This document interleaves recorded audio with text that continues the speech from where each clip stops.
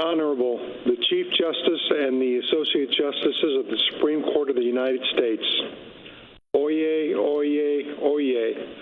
All persons having business before the Honorable, the Supreme Court of the United States, are admonished to give their attention, for the Court is now sitting.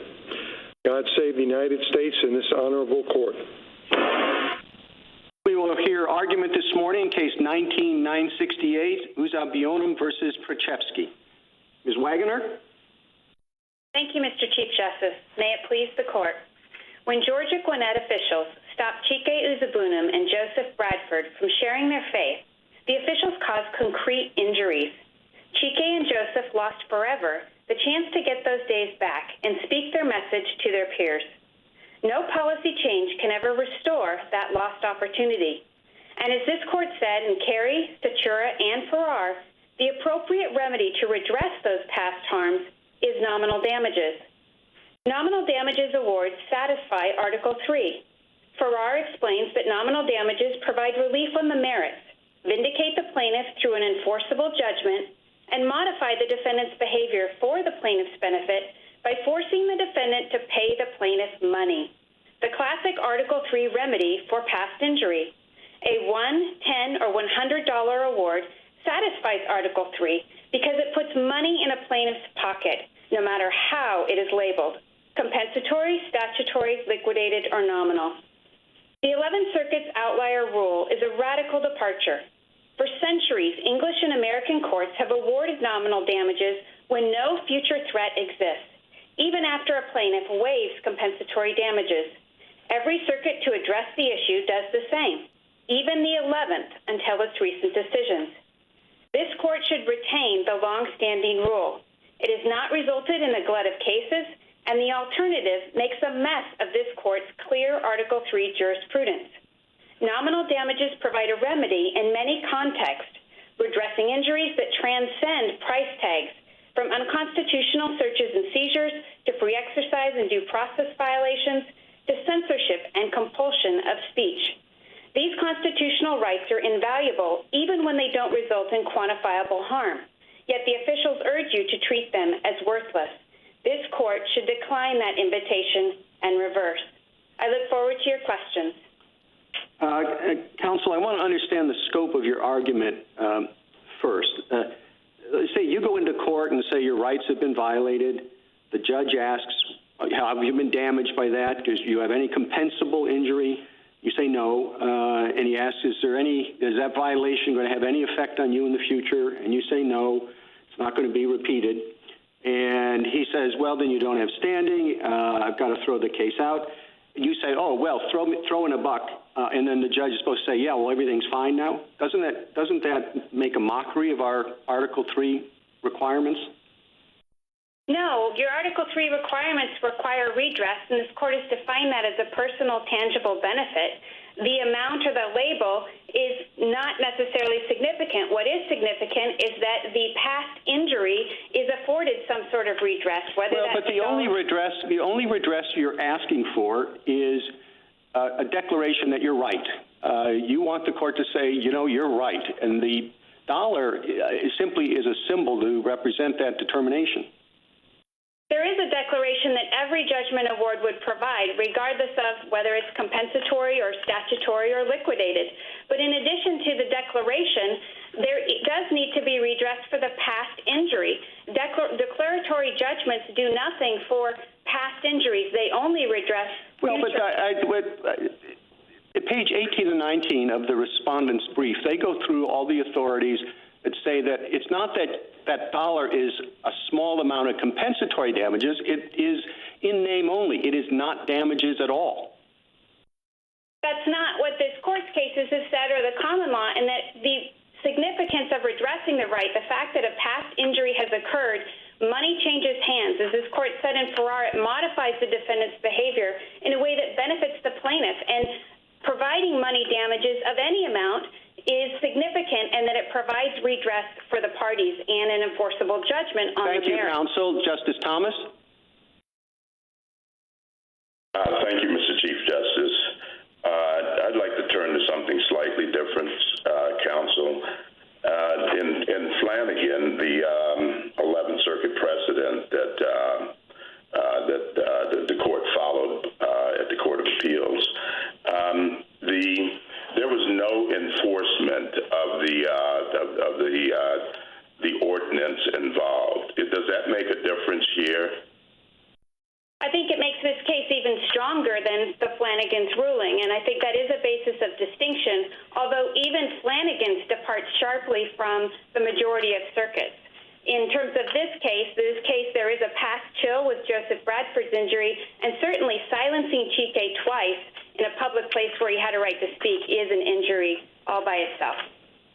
So we have said, and this is somewhat a different version or similar to the Chief Justice's concern, we've said that an injury has to be real and substantial.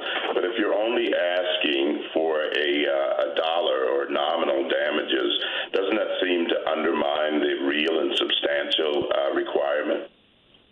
I don't think so. Congress has held that under Section 1983, the vindication of civil rights is so significant that it did away with the amount in controversy, and this court has held that vindicating constitutional rights is of the highest importance, and that it is an injury in and of itself to have the government engage in misconduct and not redress that injury, no matter how insignificant the damage award might be. Thank you. Justice Breyer? Good morning. Well, as you are aware, Congress passes lots of statutes, and they have tens of thousands of words. And people frequently think that one new set of words is unconstitutional, at least as enforced. We're not supposed to give advisory opinions. But if somebody comes in and the course of conduct under the statute or what they're going to follow, why is not going to be done anymore? It's the same question as the Chief's. Why isn't that just an advisory opinion? And you can say, well, he's hurt. All right, is Bradford hurt? I see the first part, the first plaintiff, but what about Bradford? Bradford is hurt. And in terms of the court filtering out cases that are frivolous or where there is an advisory opinion. No, not frivolous. If Bradford is hurt, who wouldn't be? That is, give me an example of a case where he says this is unconstitutional. They think it could be applied to me.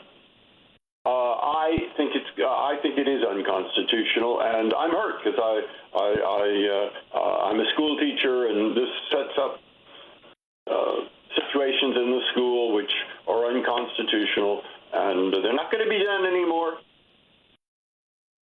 How does he have a concrete injury? Where is his concrete injury?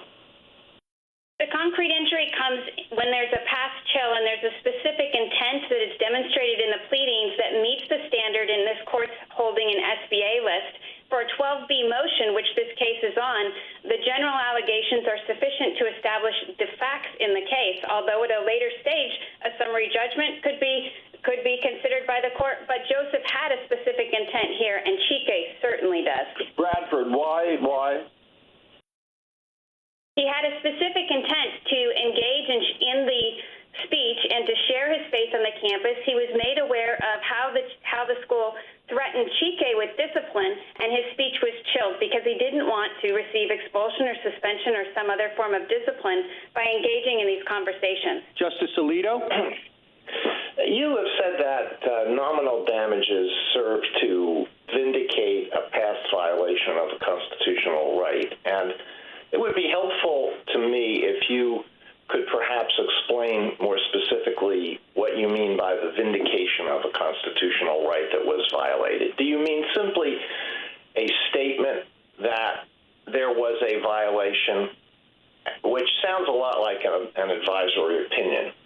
Or do you mean the award of some damages for a real concrete violation that can't be easily monetized? So if a person is told you cannot speak about a certain subject, and that's a violation of the constitutional right, there may not be any way to monetize the harm that is awarded to the person, but is the theory that nominal damages assign a certain monetary value to this harm that can't easily be quantified in monetary terms.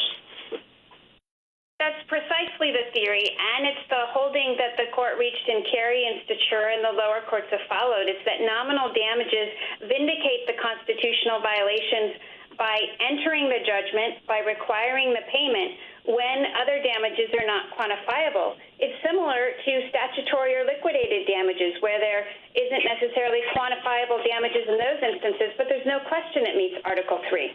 Well, then the challenge for you is to show that early English and American nominal damages cases were based on that theory. And the respondents say that they fall roughly into two categories: cases where nominal damages served as prospective relief from ongoing or future harms, and cases where they were merely a consolation prize for failing to prove compensatory damages. And very briefly, what would be your best case or your best cases to show that that's an incorrect understanding of the common law situation?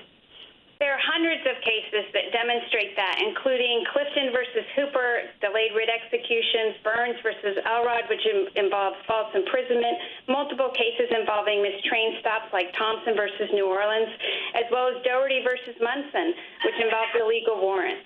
Justice Sotomayor?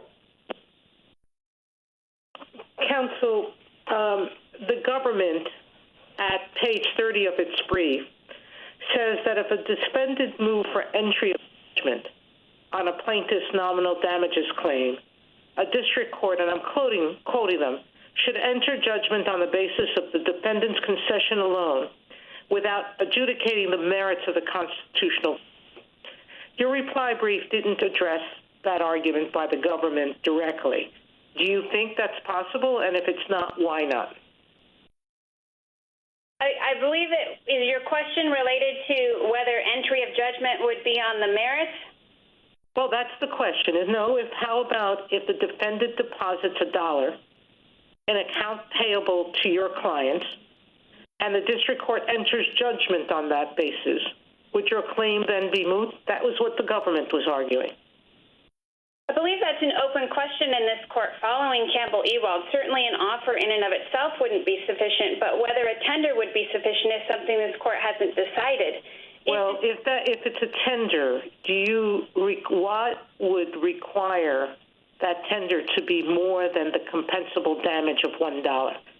Would you require an admission of liability as well? And what in our case law would require that? Certainly a full tender of the relief that the plaintiff requested would involve a judgment that would be entered on behalf of the plaintiff, as well as the damages, reasonable attorney's fees, and costs. What the form of that judgment might look like seems to be in the judge's discretion. Neither party, I think, would have a right to insist on a disclaimer of an admission of liability, but that would be up to the district court's discretion. But I do think that's an issue this court should have briefing on to sharpen the issues in those instances. Finally, counsel, on the Bradford claim, there was never enforcement against him. So what was the injury? If the government doesn't know that he wants to speak and denies that opportunity,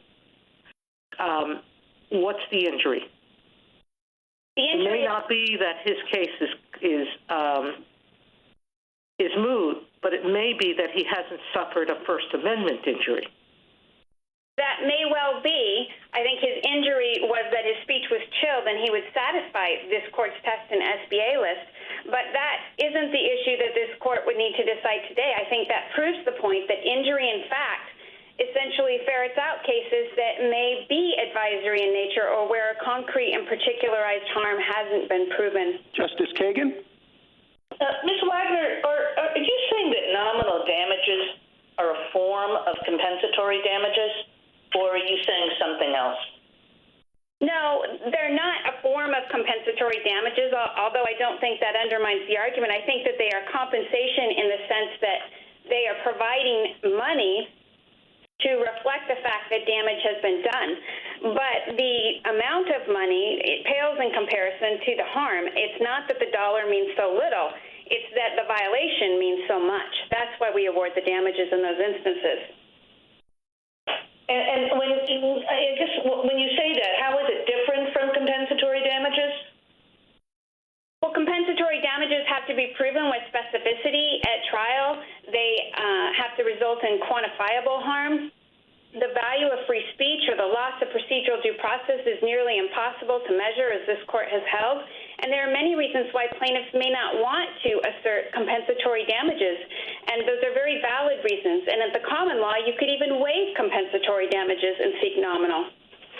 And I guess I always thought that that our Article 3 requirements meant that people can't bring a suit for pure vindication alone, for just saying, you know what, I was right, you were wrong, for the psychic satisfaction that it gives to hear a court say that.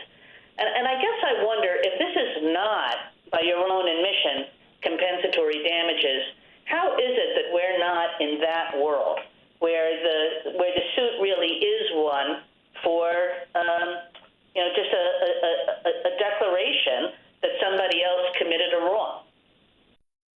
Well, it is compensatory in that it's requiring a defendant to pay a plaintiff money, and that's currency. Chike can go out and buy a package of tracts for $10 or $20. Certainly, in that sense, it is. But I think the overall purpose is that because we can't measure how harmful a violation of speech is or how harmful an unreasonable search and seizure is, we want to ensure that some redress is provided in that to the plaintiff for the past injury, and damages do that. Thank you. Justice Gorsuch. Good morning, counsel. Your friends on the other side suggest that very little would be lost if we required more than nominal damages for standing. They point out that your client initially had a compensatory damages claim as part of this lawsuit. Why aren't they right? Perhaps your client has scruples against seeking more than $1, and others might as well, but why should the law care about that? For several reasons. First of all, there are many plaintiffs who would be victims of government misconduct that may not be able to demonstrate compensable damages. In Chike's case, our argument was that he could because he drove to campus. But think of a student who didn't drive to campus and who couldn't quantify that harm. Well, presumably they'd have bus fare, or they could ask for the time that it took them to walk and some sort of compensation for that. We have very imaginative lawyers. One thing the country doesn't lack for is imaginative lawyers with imaginative damages theories. Well, I would think that would be of some concern to the court, that we would be creating a rule urging plaintiffs and their counsel to make up damages that they neither want nor need nor think they should qualify for, when the government's rationale for changing this rule is that they believe it would be too costly, when really it will lead to protracted litigation. And unreasonable search and seizure cases, for example, in Knock and Announce, Justice Breyer recognized in Hudson that those are all nominal damages cases because it's so difficult to prove one-off violations in quantifiable ways.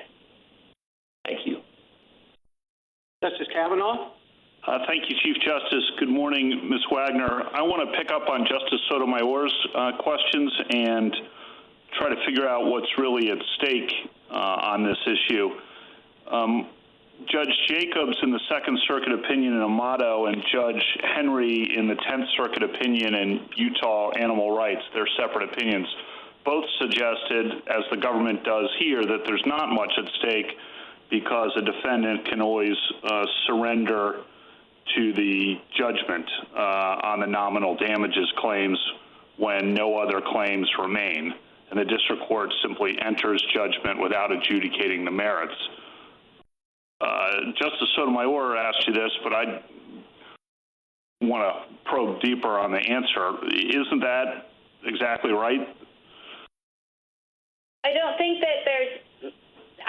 that it's right in the sense that there isn't much at stake for someone like Chike who was silenced on his campus, or someone subject to an unlawful knock and announce, or a graduation speaker. No, my question's really, aren't Judge Jacobs and Judge Henry and the Solicitor General here correct that the defendant can surrender the judgment on the nominal damages claim when no other claims remain, and the district court enters judgment without adjudicating the merits. Isn't that correct? I think that that's an open question before this court, and how it would apply in a nominal damages situation would be something that the court would want to consider. But certainly if the court held that that was full redress, then that would be acceptable. But full redress would need to be provided, and Georgia's offered absolutely nothing. And then in that instance, what's the attorney's fees situation? Because that may be what's really at stake here. What's the attorney's fees situation in your view with a successful nominal damages claim? I think the court has discretion to determine what the attorney's fees are. Under Farrar, the court says that they would be a prevailing party, but most courts at the lower levels have applied the Justice O'Connor factors to look at various aspects of the case, what was asked for, and the significance of the issue that was decided. Justice Barrett? Counsel, I want to go back to Justice Kagan's question. When she asked you if nominal damages were a form of compensatory damages, you said no. And I mean, I understand that they are not compensatory damages. You know, they are distinct categories, and you can't prove them with specificity, can't prove nominal damages, I mean. But I would have thought that your argument depended on nominal damages being retrospective. I took your argument to be that they were compensation for an hard to quantify or impossible to quantify harm. So can you explain a little bit more why you are not describing to Justice Kagan that nominal damages are backward-looking relief? All damages are backward-looking relief, and I think in terms of the compensatory nature of the damages, they're compensatory in that they're redressing a harm that has occurred. They're the same pedigree as compensatory damages as well as statutory or liquidated damages. So it is your position that they are compensating for an unquantifiable harm? Absolutely. As this court articulated in Carey and Statura, it's just that it's not a quantifiable harm, and so that's the distinction I was making. Okay, now I want to go back to your colloquy with Justice Breyer, and he was talking to you about Bradford's claim and asking why that wouldn't be moot. Can you identify any situation in which a case would be moot if the plaintiff also sought nominal damages? Putting aside Bradford's particular one, is there any case that would be moot if nominal damages were attached? No, this court has held that damages can't be mooted, but prospective relief can be mooted. But that doesn't mean that everyone who asserts a nominal damages claim would prevail. There are many reasons why a nominal damages claim cannot move forward. Why not? Because you can always come up, I mean, you were coming up with reasons why Bradford might have suffered some damage. It's then hard to conceive of any suit that sought prospective relief, like a declaratory judgment or injunctive relief, that had a tag-along claim for nominal damages that could survive. Sorry, I mean, that would be mooted. Well, that's true if there's a past injury, first of all, and not everyone who seeks prospective relief even has a past injury. It also assumes that there's a cause of action and a defendant amenable to those things. So while damages can't be mooted... Thank you, counsel. My time is up. A minute to wrap up, counsel. Thank you, Your Honor. In terms of the courts being flooded, this court, in terms of the true concern about courts being flooded with frivolous claims for relief, protracted litigation, or avoiding a drain on government resources, the longstanding rule is the rule that best resolves those concerns.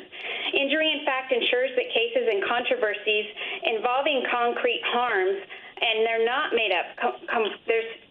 They're not made up claims. There's no one that contests the injury in this case.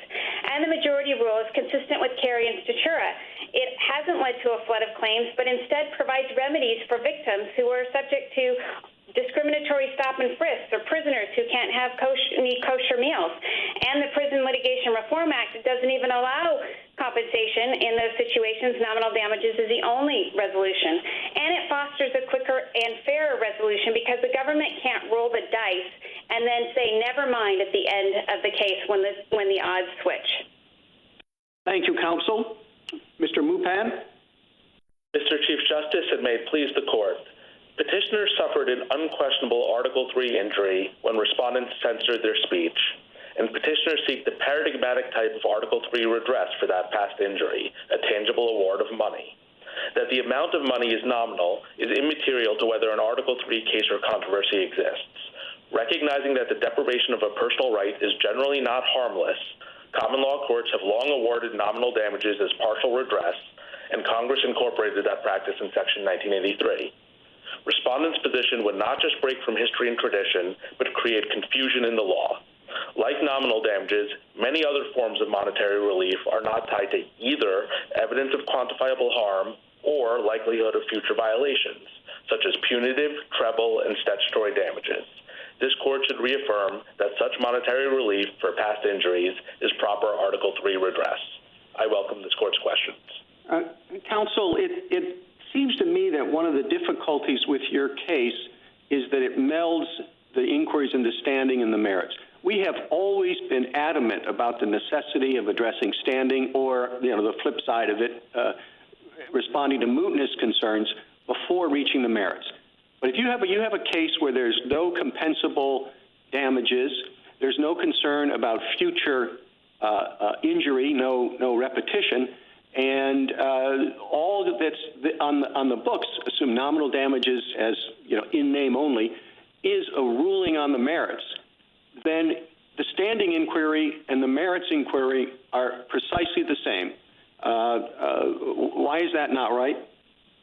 I don't think that's right for the reason this court gave in Spokio. The question for standing is whether there's an injury in fact. Now, in this case, that's quite easy because having your speech suppressed or being subject to a threat of suppression of speech is a paradigmatic. No. That's exactly my point. That is simply the court saying that you're right. You immediately discuss the merits. Having your speech suppressed is an injury.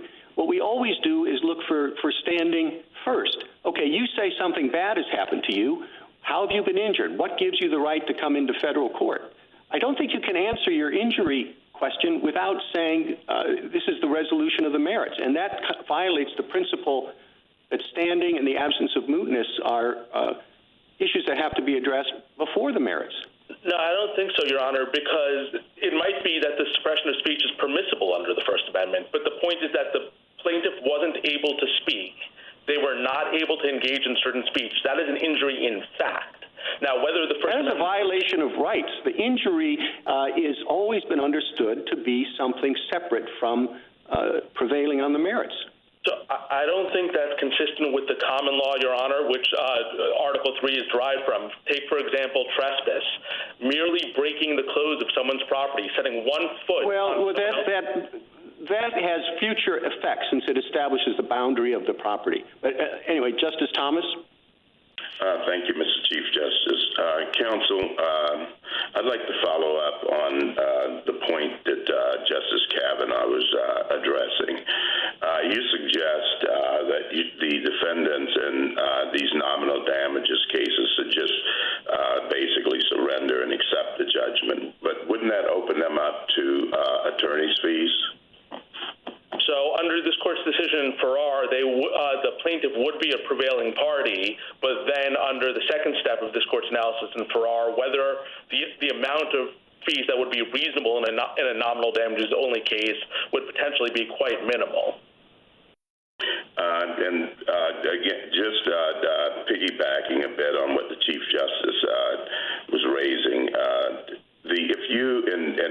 if there was a case for nominal damages that was similar to this, but one of the plaintiffs here, but there was no enforcement as we had in the Flanagan case, would there be standing to pursue nominal damages then? I think it would turn on whether there was a credible threat of enforcement. This court has recognized that there's an injury in fact when there's a credible threat of enforcement. So to answer both your question and Justice Breyer's question from earlier, if you think of a case like Poe versus Ullman, where you had a law on the books that had never been enforced for decades, there might not be Article 3 standing to get into court in the first place. But if you have a credible threat of injury that would let you bring a prospective suit for injunctive relief, you can likewise bring a retrospective suit for damages, whether those damages be compensatory or nominal. Thank you. Justice Breyer? Thank you. I'd like you to think of two opposite situations. One, Blackacre. I own Blackacre, and you come in and have picnic all the time. Now, you won't do it anymore, but I bring a lawsuit for trespass. I can't measure the damages, and nominal damages always has been given there. Opposite situation. What we have are 400 million laws, actions, policies, and let's take the subset where we don't know whether it violates the Constitution or not. We don't know. Border case. In those circumstances, if you bring the courts into every single case, they will spend an awful lot of time adjudicating those cases, though nobody is really hurt, when there are lots of people who are really hurt who need their time and effort. Okay? So we have to draw a line.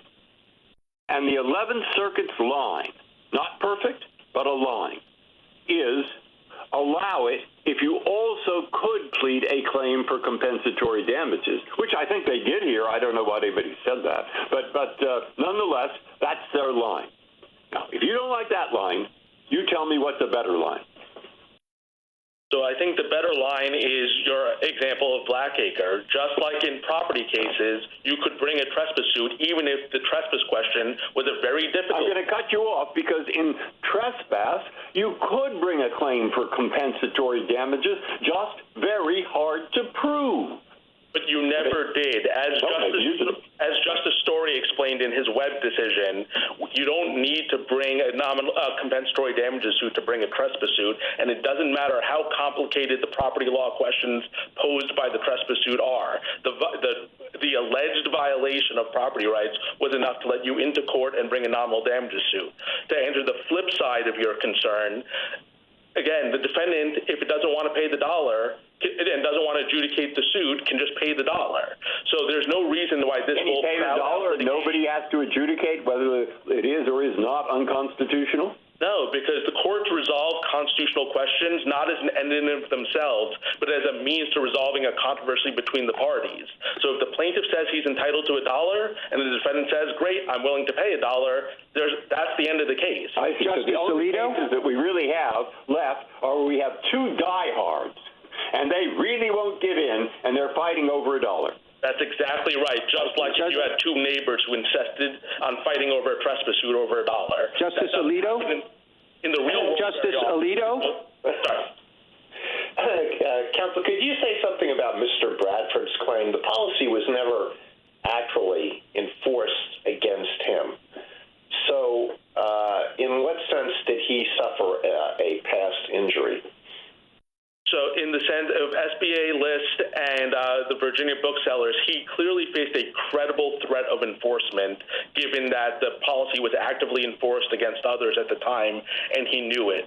As a result, he chilled his own speech, but that's not self-censorship in the way of Clapper, because there was a credible threat of enforcement. So that is a concrete harm that's fairly traceable to the government's policy. It would be a different situation if the government didn't have a policy or if the government didn't enforce their policy. Then his failure to speak would be attributable to his own actions. But in a case where the government had a policy that they were robustly and actively enforcing at the time, his self-censorship is attributable to their conduct, and that's why he has an injury that's fairly traceable. And I don't think anyone would dispute it if he had brought a suit for an injunctive relief. In fact, no one did dispute it. Is his situation different from that of any other student? Could every student come forward and say, I might have liked to engage in speech that is prohibited by this policy, and therefore I should get nominal damages? I think they would have to say, I would have. I don't think it would be enough to say I might have, but if they came in and said, I intended to engage in speech, but I refrained from doing so because I was threatened with severe campus discipline if I did so under the policy, yes, I think every one of those people has suffered an injury in fact that's traceable to the government's policy. Thank you. Justice Sotomayor? Counsel, it seems to defy our case law that says a generalized grievance that everyone is subject to, every student, seems the quintessential lack of standing question. That why should every citizen who believes a law is unconstitutional come into court and challenge it? And that's what it appears Mr. Bradford is doing. Does he have any burdens on this issue? Does he have to prove what plans he actually made, when he developed this plan, et cetera? I'm a little lost as to how someone can just walk into court and say, that chilled me from speaking, and that would be enough. So I guess 2 points, Your Honor. The first is it's not a generalized grievance precisely because he has to make the sort of allegations you just talked about. So if someone was on a college campus and never had any intention of engaging in any of this speech, that person How do you prove a negative? Meaning, you look at what a person does, not what they say they wanted to do. Well, so no. How do you read a person's mind? Well, so the plaintiff would have to allege it. He would have to declare it and testify to it. You could cross-examine him as to his sincerity. But yes, ultimately the question is, was he intending to do something, and was he chilled from doing it because the government had a policy that prohibited it? And again, the respondents in this case haven't disputed that he had standing to sue if they hadn't eliminated their policy. No one is disputing that he had an injury in fact that would have let him bring a prospective suit. That is based on the same exact injury in fact that supports his retrospective claim for damages. But is that an injury in fact that's compensable even with nominal damages? Yes, meaning if he never took a step to effectuate what he wanted to do, and unlike his colleague who actually was in the midst of speaking and was stopped. So that could be, I see easily how that's an injury. But I'm not quite sure that it can be an injury in fact when you don't take actual concrete steps to do something and just merely say, I had a desire. Well, his concrete step is he refrained from taking action. He intended to engage in speech and didn't do so because the government threatened him with sanctions. Justice Kagan? Mr. Mufon, you have a lot of history on your side, but I think I want to give you a theory about why that history is not very relevant. I think that these cases that you have fall into three groups. The one they are declaratory judgment actions in a world before declaratory judgment actions. In other words, they're ways to try to determine legal rights going forward before the declaratory judgment form existed. The second group of cases are cases in which there's injury that's hard to monetize, and in these cases are asking for something to recompense that injury. But the reason why those cases aren't very relevant anymore is that in our world, we monetize those claims all the time. We now live in a world unlike the historical world in which we acknowledge claims for emotional distress, claims for dignitary harms of all kinds, which makes the nominal damages claim unnecessary. The third group of cases is a case in which what the plaintiff really wants is vindication. It's a statement that I'm right, the defendant is wrong. And as to those cases, modern Article III jurisprudence says that, that's not a case of controversy. So given all that, what role is there anymore for nominal damages claims? Your Honor, I don't think that that's an accurate characterization of the common law, and I'd like to make 2 points about that. So the first is I would point this court again to Justice Story's opinion in Webb, where his primary reason that he gave for why nominal damages were appropriate is that he viewed it as essential in the common law that every injury imports damage in the nature of it. And if no other damage is established, the party injured is entitled to a verdict for nominal damages. That is essentially a recognition of a form of liquidated compensatory harm of at least $1 because the violation of a right isn't harmless, and if it's not harmless, it's entitled to at least $1. He then went on to say a fortiori, if there's a risk of future harm, that would support nominal damages. But I think the critical point to recognize is the likelihood of a future trespass or a future assault or a future mistrain. None of that future likelihood would become close to meeting the Article III requirements we have today of likelihood of future injury. Thank you. Justice Gorsuch? Counsel, you said you had 2 points in response to Justice Kagan. Before proceeding, I just want to make sure you got both of them out there.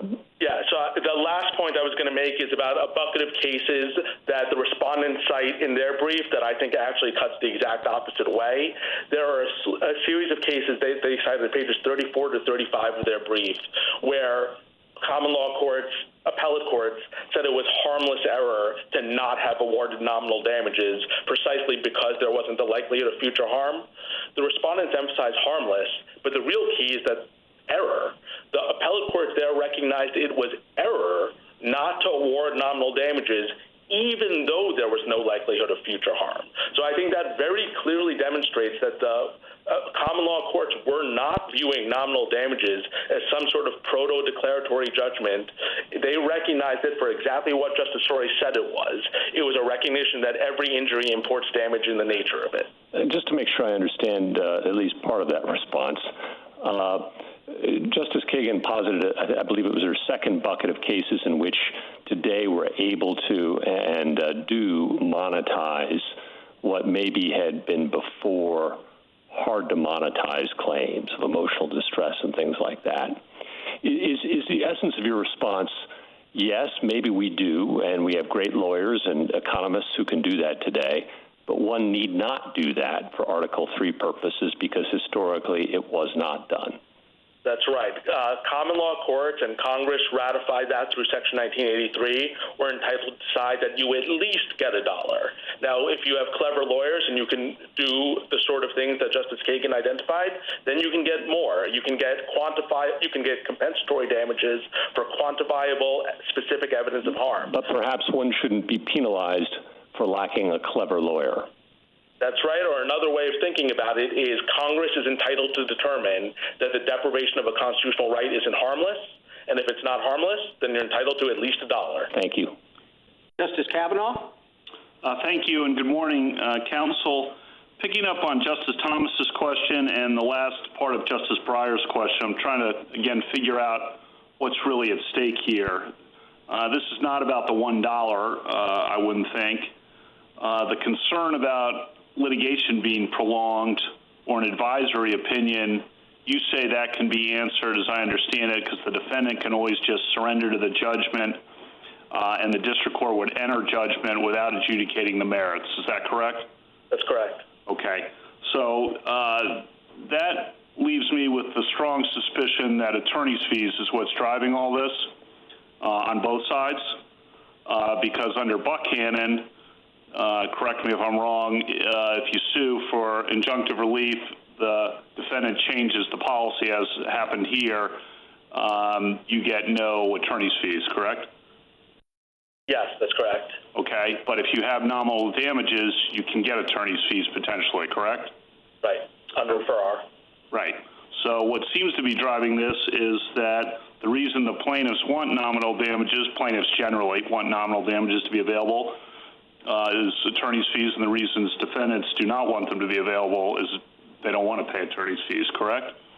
At least partly, I think at least some respondents or defendants might also might not want to pay the dollar because they don't want to admit any sort of wrongdoing, even in the tacit sense of paying $1 without saying that they were wrong on the merits. Got it. Okay, and then Judge Jacobs and Judge Henry, though, say, and I think this cuts in favor of your ultimate position here, but they say the attorney's fees can be concern of allowing nominal damages can be handled and already have been handled under Farrar by saying you don't get much in the way of attorney's fees when you get nominal damages. Is that how you see it?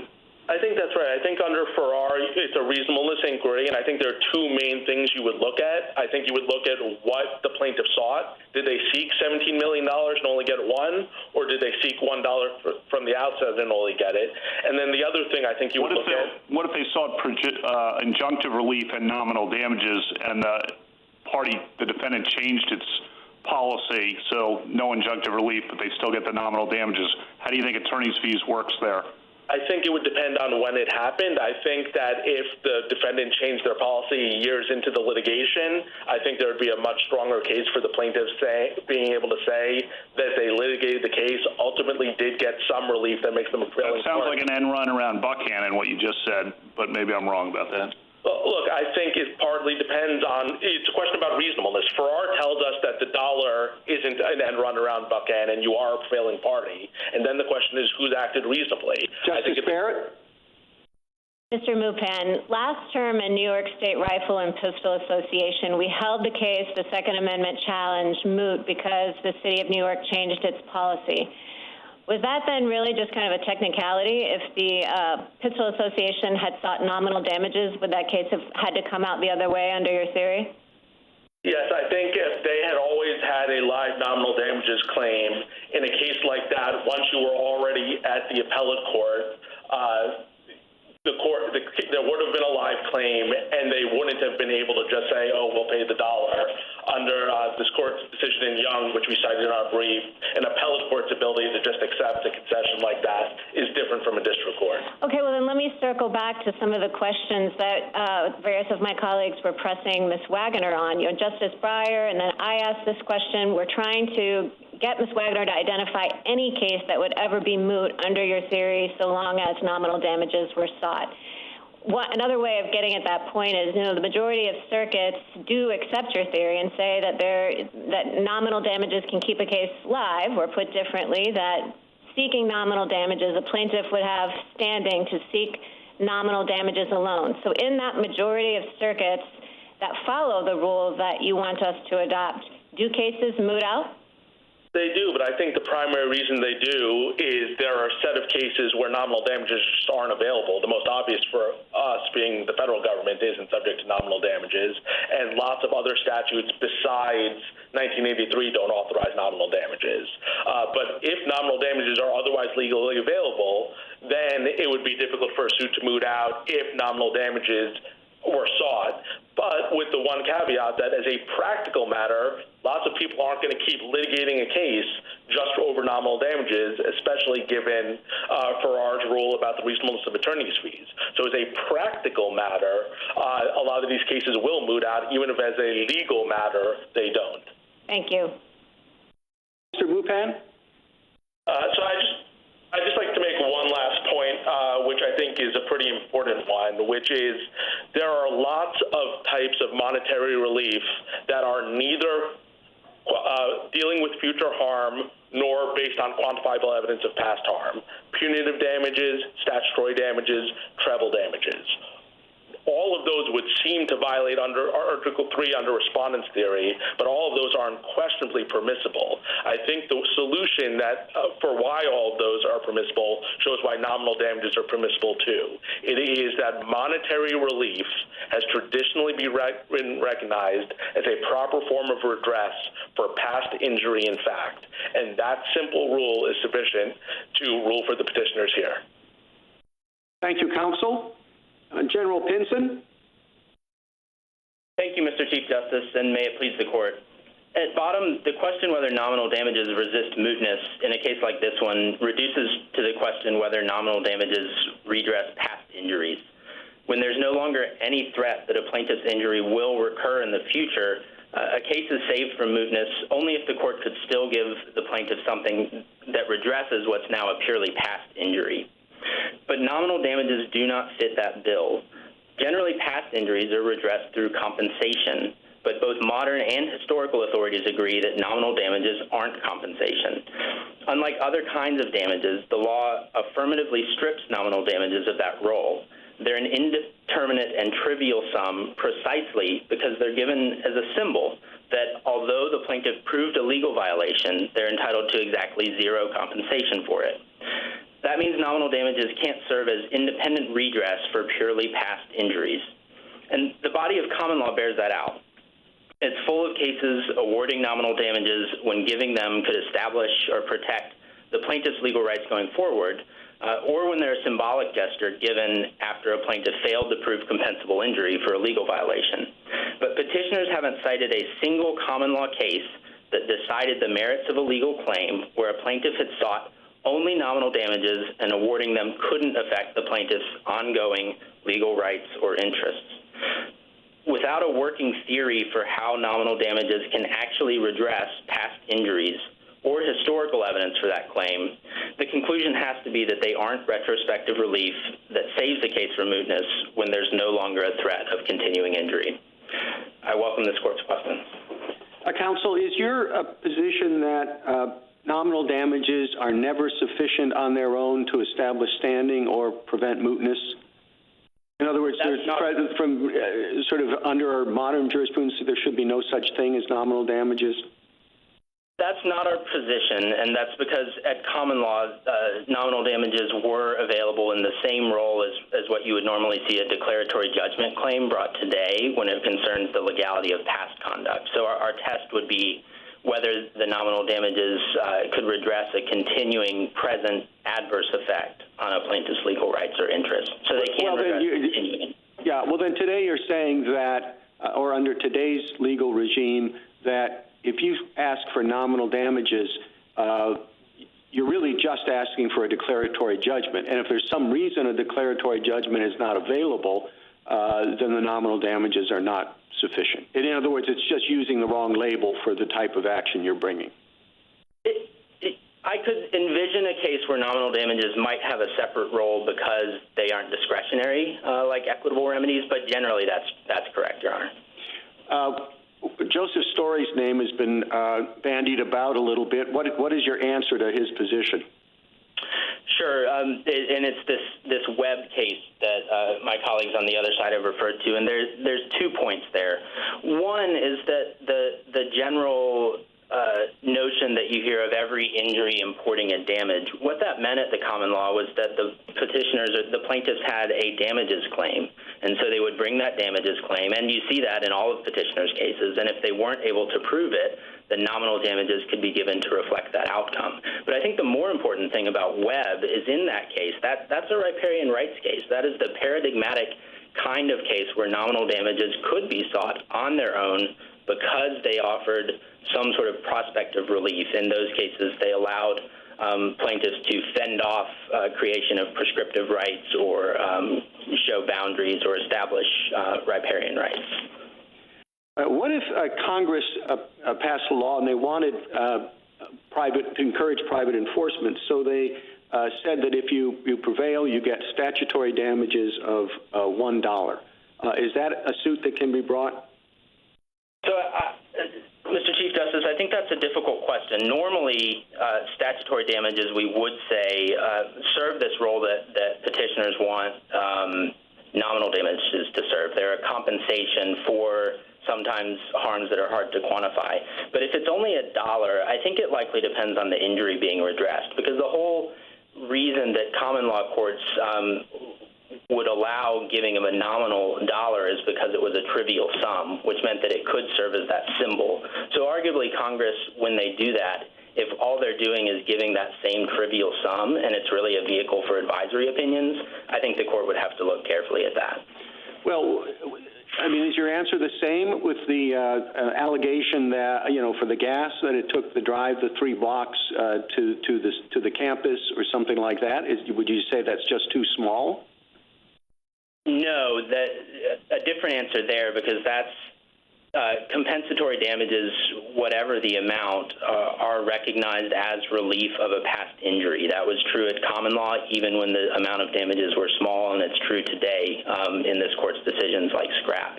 I think it's only in the circumstances where the damages being given are the specific nominal damages remedy or something that's sort of trying to do that by some other means that you run into the problem of not having any sort of compensation for a past harm. Justice Thomas? Thank you, Mr. Chief Justice. General Pinson, are there cases in which the court has awarded nominal damages because of failure proof of actual damages? Cases of this court, I think, at least the court said in cases like Carey and Statura that at the end of a case that nominal damages could be awarded, and Farrar did the same thing. So why would there be standing in a case like that? You have standing in a case like that because compensatory damages claim allowed the court to decide the case. And I understand the potential resistance to that, right, that you need standing for each separate claim of relief.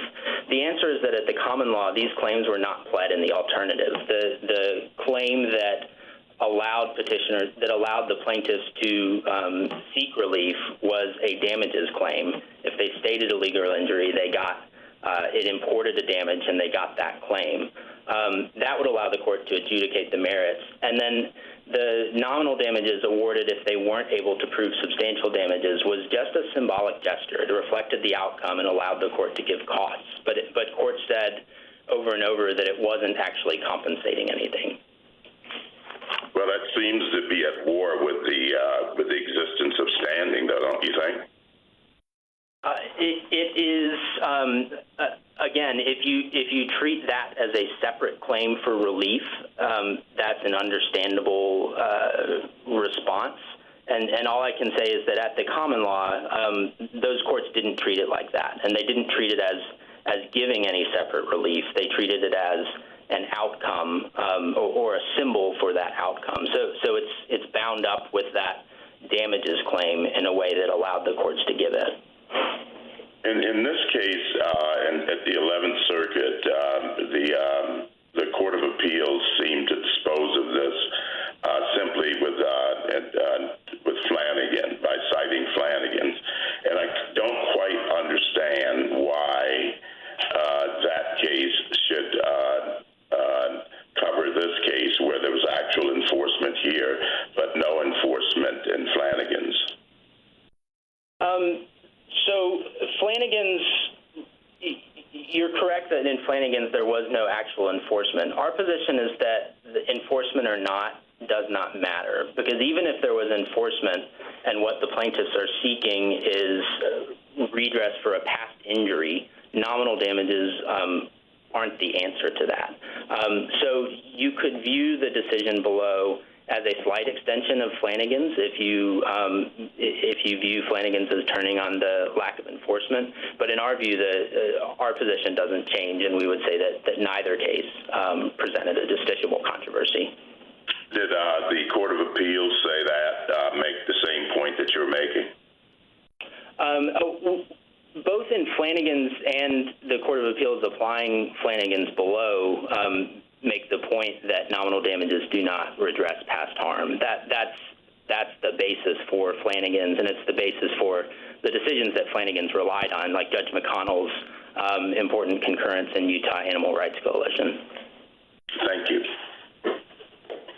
Justice Breyer?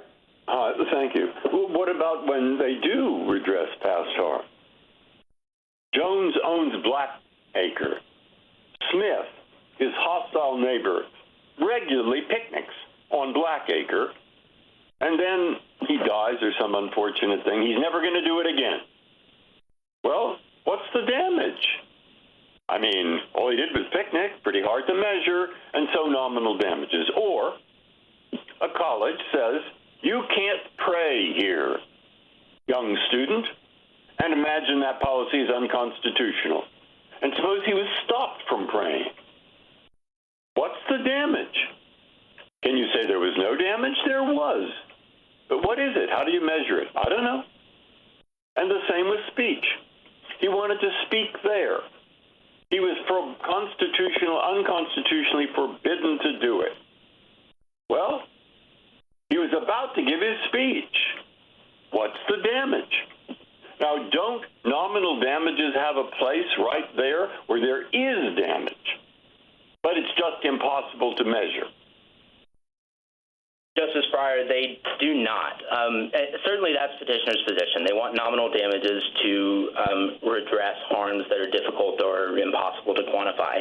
But that's just not what nominal damages did at the common law. There were other solutions that the common law had for that problem. One was presumed damages, which were compensatory damages, given even if plaintiffs weren't able to prove a certain except what you say there, it wasn't the theory of common law hypothetically, but isn't it a fairly good line to draw to keep the cases out of the court where all you have is a theoretical argument that this is unconstitutional, never hurt you, from those cases where there is unconstitutionality and genuine harm, but difficult to measure. Justice Breyer, I don't think it's a line that this court is allowed to draw, because it draws, Article 3 draws from the common law, and the common law said that nominal damages don't serve that role. But in addition, there are other solutions to that concern. First, of course... Go ahead, please. First, of course, those kinds of harms often result in more established kinds of compensable injury, whether it's intangible injuries like emotional distress or tangible ones.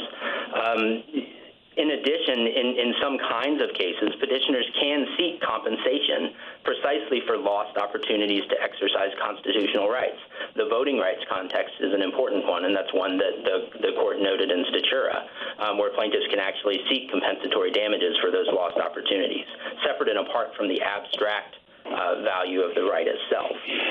And then, of course, beyond that, petitioners in these kinds of cases often the object of the suit is not the small or difficult to measure past harm. What they want is a change in the law or policy, and of course prospective relief is available for that. And then finally, it's always on the table for Congress to offer a kind of statutory damages of a non-trivial amount if it turns out that there's a class of cases where those kinds of harms aren't and need to be compensated.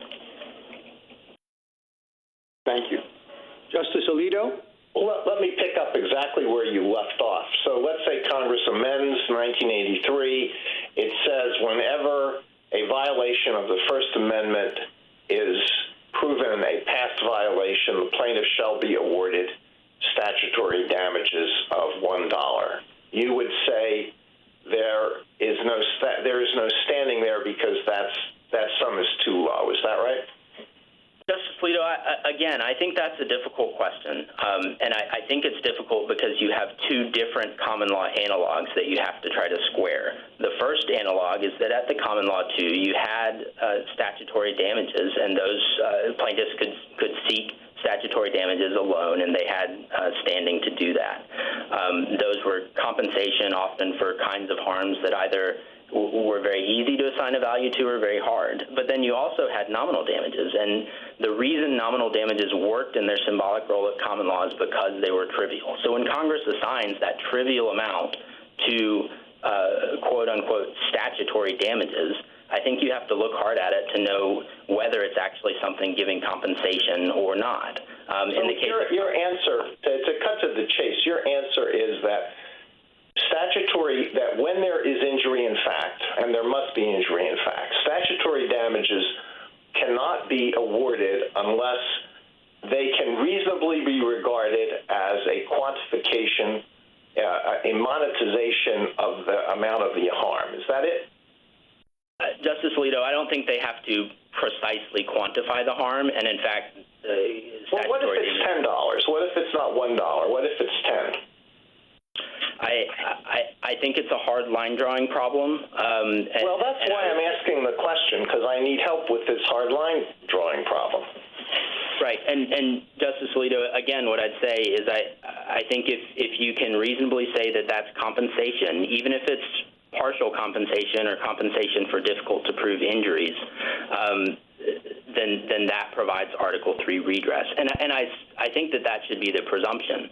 I think it's only when you get down to that very small level, maybe $1 or below, because that's where we assign nominal damages today, that you get into the problem with Congress possibly trying an end around this court's standing doctrine. All right, another question. Is it necessary for a plaintiff to have standing with respect to every form of relief that the plaintiff seeks in a complaint? It is. That's the court's rule in Town of Chester and other cases. So if we agree with you here, I don't quite see how nominal damages could ever be awarded. Justice Alito, I think there are two ways. First, their principal purpose at common law, of course, was nominal damages awarded to establish a right, so they would still serve that role here. But what I gather you're getting at is the sort of second secondary role where you have a compensatory damages claim that fails before the end of the case? And the answer there is, one, that's what common law courts did. We see that over and over, that they didn't treat nominal damages as a separate claim of relief, but just reflecting the outcome. And then second, I think it gets to what we're really getting at by asking this question. We know that common law courts did that. The plaintiffs say that it shows, therefore, that they compensated past harm. But the common law courts say that they didn't do that. Well, you're relying very heavily on the common law. Do you want us just to apply the common law rule? And if so, weren't nominal damages available at common law? Nominal damages were available at common law, but they weren't independently justiciable redress for past harms. For all of the cases that petitioners cite and that the government cites and that we cite, there are no common law cases out there where plaintiffs were bringing nominal damages claims alone without any prospect of future redress. All of those cases, the plaintiffs had brought actual damages claims, and then they failed for lack of proof. All right, thank you. I think my time is up. Thank you. Justice Sotomayor? Counsel, in addition to the questions that Justice Alito had, seems that your argument doesn't make any sense of other of our precedents where we've held, and you don't dispute in your briefing or here, that the award of punitive damages can qualify you to have standing. But we very clearly have stated that punitive damages are not to compensate the injured party, but rather to punish the tortfeasor and deter him and others from similar extreme conduct. If a case has been mooted because an act is not capable of repetition, there's no need to impose punitive damages, no matter how reprehensible the conduct may be. So I don't know how you can concede that punitive damages give you standing under your theory of the case. Justice Sotomayor, I think the difference between punitive damages and nominal damages, and frankly between other kinds of monetary relief and nominal damages, is only nominal damages are conceived of as a symbol for zero compensation. Punitive damages, although their purpose is to deter and to punish, they don't have that sort of legal roadblock that prevents them from being any kind of relief for past harms. And in fact, Professor Dobbs and other remedy scholars explain that they do provide some incidental compensation, although the law authorizes them for other purposes. And I think one example from this court's case is Steel Company notes that the civil penalties that were awarded in that case, if they were awarded to the plaintiff, even though they were punitive, would provide a sort of compensation or redress to the plaintiff themselves, even though that's not their purpose. So I think those are just distinct from nominal damages. My problem, counsel, is that then you're talking about quantifying an amount of damage ex ante. You're basically saying $1 is not enough, when we've said even for compensatory damages that no matter how small your injury, and even if a jury gives you $1, that would be enough as compensatory damages, not nominal damages. You've proven an injury. And nominal damages are directed to be paid to the plaintiff. He or she may not think they got too much. I certainly presided over many cases in which the jury's award was infinitesimally small compared to the claimed injuries, but you've been still compensated. I don't understand why $1 is not viewed as a form of alternative compensation.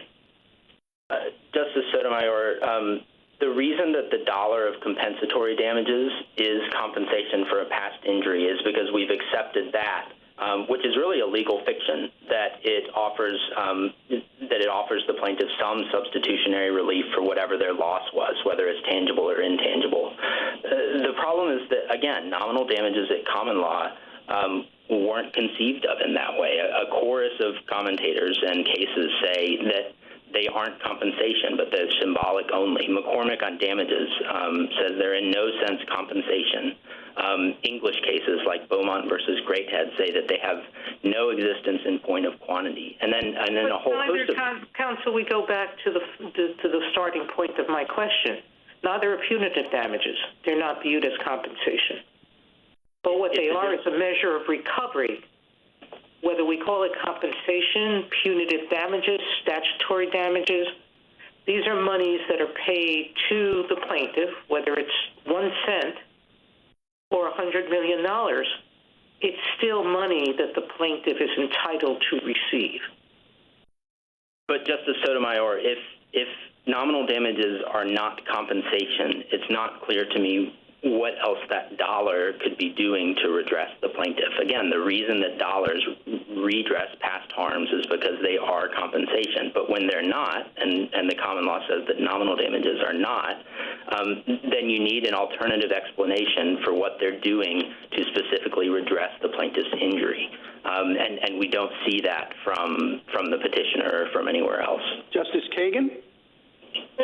General, you said several times that nominal damages are just symbolic. And what are they symbolic of?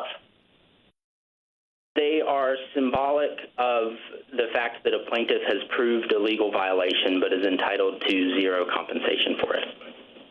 I mean, that makes it sound like it's a dismissal of the plaintiff's claim almost. You know, like the libel suit where it's like, well, technically you committed libel, but you really don't have any damages because you're, such a terrible person to begin with. But that's not mostly what we're dealing with here. I mean, I would have thought that most of these suits that we're talking about are suits where the dollar is actually symbolic of your winning, of vindication, not of nothingness. Justice Kagan, it is symbolic of the fact that the plaintiff proved a legal violation. One of the practical reasons common law courts gave nominal damages was so that they could say they could count that a victory in the sense that they could carry costs. The problem is that it was also symbolic of the fact that the plaintiff either didn't have a compensable injury or wasn't able to prove it in any amount. Let me give you a case. I don't know what case, who this cuts in favor of, you or the petitioners, but I thought I'd ask it because it's the most famous nominal damages case I know of in recent times, which is Taylor Swift's sexual assault case. Do you know that one? Vaguely, Your Honor. Yeah, it was a few years ago, and she brought a suit against a radio host for sexually assaulting her. And she said, I'm not really interested in your money. I just want $1. And that dollar is going to represent something both to me and to the world of women who have experienced what I've experienced. And that's what happened. The jury gave her $1. And it was unquestionable physical harm. But she just asked for this $1 to say that she had been harmed. Why not? A couple things, Justice Kagan. First of all, that sounds like compensatory damages. She may have only asked for $1 of it, but she alleged clear compensable injuries, and so the jury could award that dollar in response. I thought you might say that, but then why isn't that the same as this? The petitioner here said he was harmed. He wasn't able to speak when he should have been able to speak. And, whether it's hard to monetize or it's not hard to monetize, he's just asking for $1 to redress that harm. If the dollar, Justice Kagan, isn't actually compensating that harm, and again, it's unique to nominal damages. But these are just words. In the same way that Taylor Swift's harm compensated her, so too here. I mean, they don't really compensate anybody, but it's all the plaintiff wants for an acknowledged harm. Two things. One, there is a difference in the law between small damages and no damages. The common law cases say that nominal damages are no damages, not. Nobody thinks that being sexual assaulted is really only worth $1. Nobody thinks that. It's worth a lot more than that. But that's all she wanted. She wanted to prove a point. and she had the ability to seek compensatory damages for that. The proving the point, however, is not something that federal courts exist to do. However important that dollar is to Taylor Swift or anyone else in constitutional claims or otherwise. Well, could she or couldn't she? Could she bring that suit or couldn't she bring that suit? For nominal damages alone, outside of some prospect of recurrence, which I would hope would not be the case, then no, that claim is moot. She needs to allege a compensable injury and ask for compensation for that. That's just fundamentally different from what nominal damages were. Thank you, General. Justice Gorsuch. Good morning, counsel. I'd like to kind of pick up there, just so we start on an agreed slate. It isn't the amount that's the problem. $1 isn't the problem.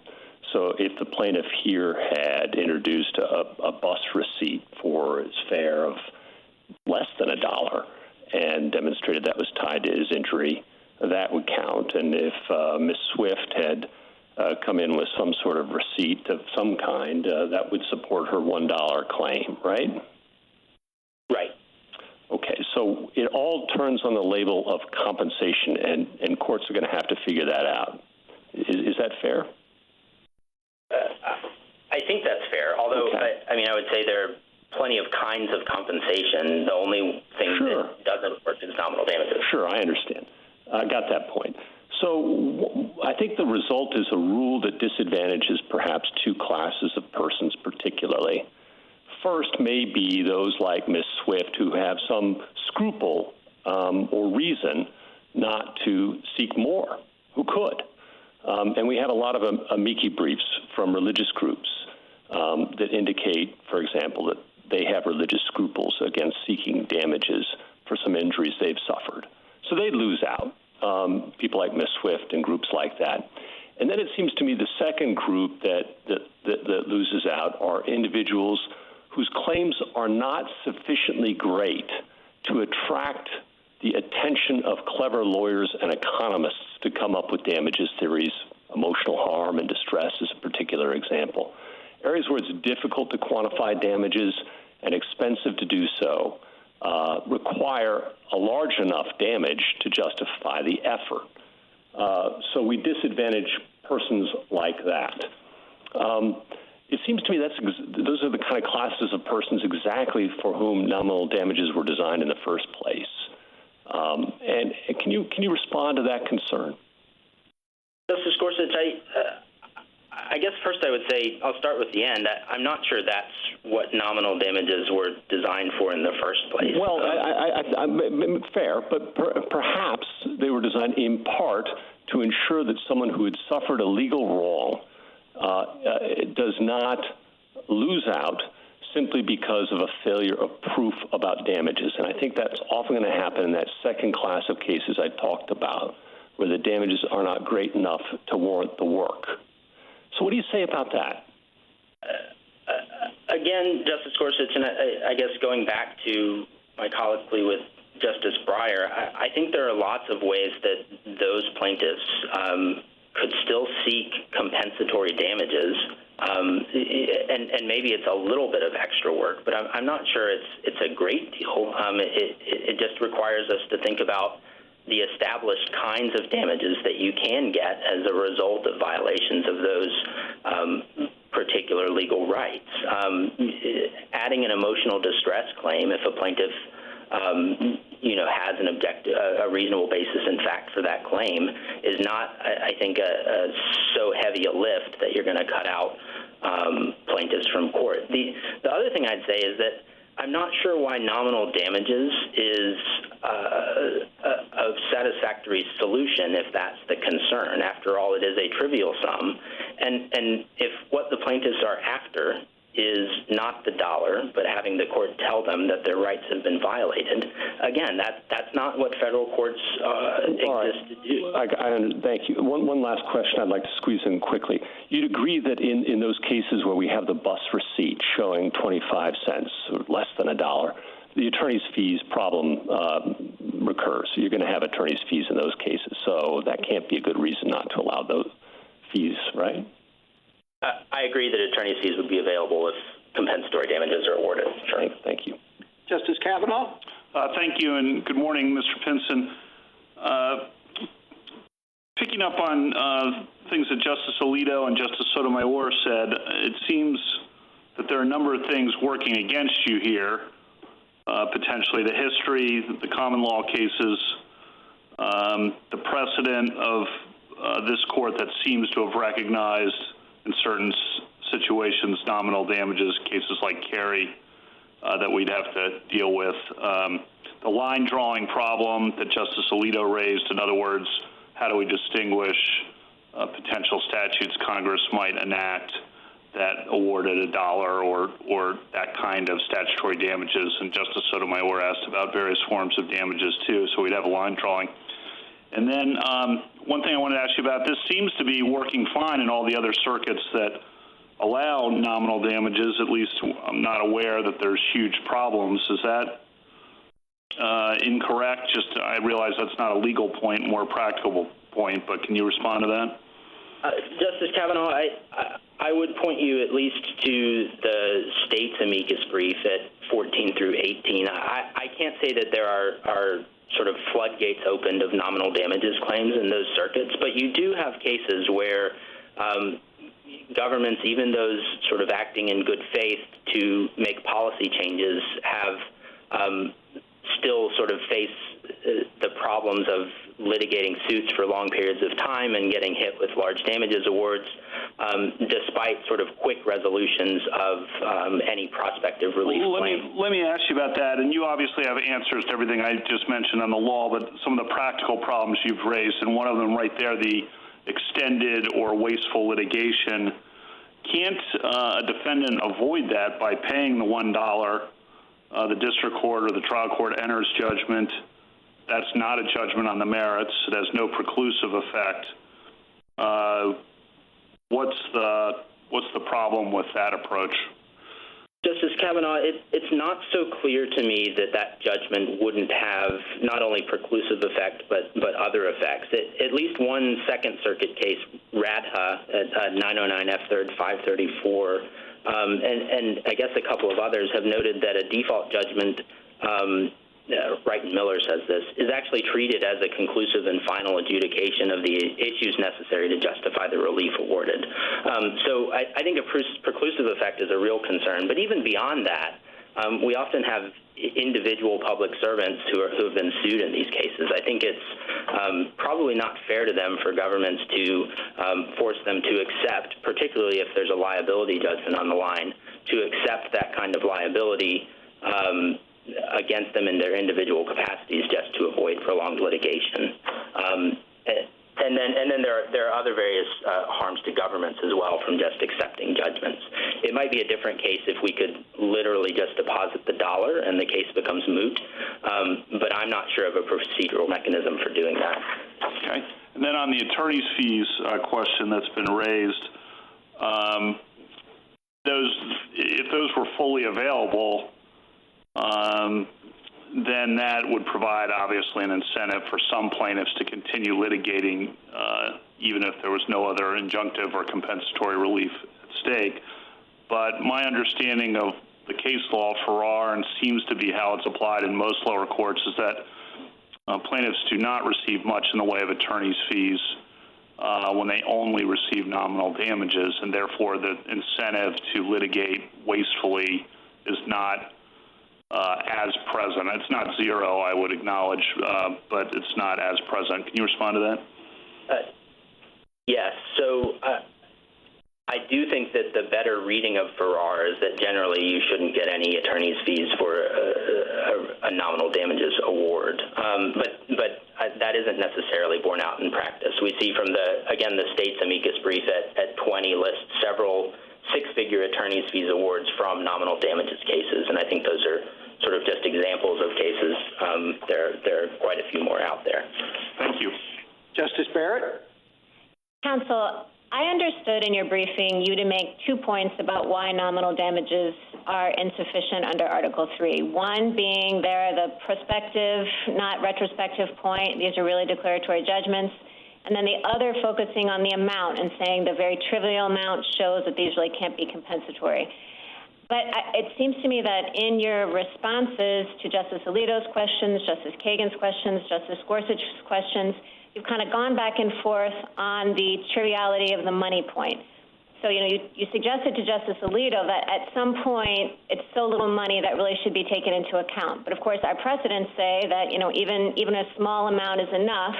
And so in the Taylor Swift example or in Justice Gorsuch's bus fare example, I heard you, at least I took you to concede that even a very trivial amount would constitute a compensatory injury under Article 3. So is that part of your argument still with respect to nominal damages? Are you still hanging your hat on the amount, the $1 being too little, and just exclusively focusing on the prospective nature? The trivial nature of the award, Justice Barrett, matters only because that was the way that the common law set nominal damages as a symbol.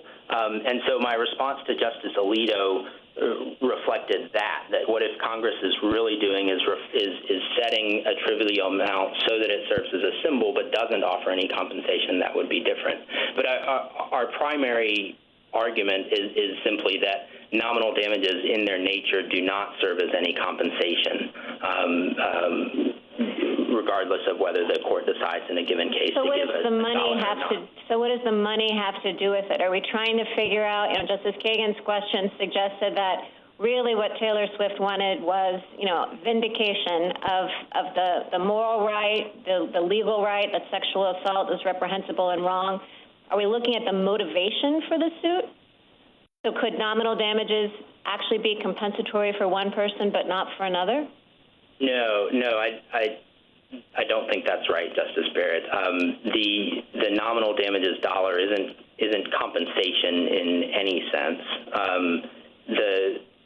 The difference, I guess, is that, again, in those cases where vindication is sought, that's just not enough, right? So it doesn't matter what their motivation is. Vindication under Steel Company and other cases is not Article 3 redress because it doesn't address any injury. Oh, go ahead. I'm sorry. I was just going to say, so those are the two aspects. Those are really the two big things that nominal damages do. There's the dollar and there's the vindication. The dollar, common law cases say, doesn't compensate, and vindication isn't enough by itself. So what is the effect of your argument on the very, very many consumer protection statutes we have, like the Telephone Consumer Protection Act or the Fair Debt Collection Practices Act?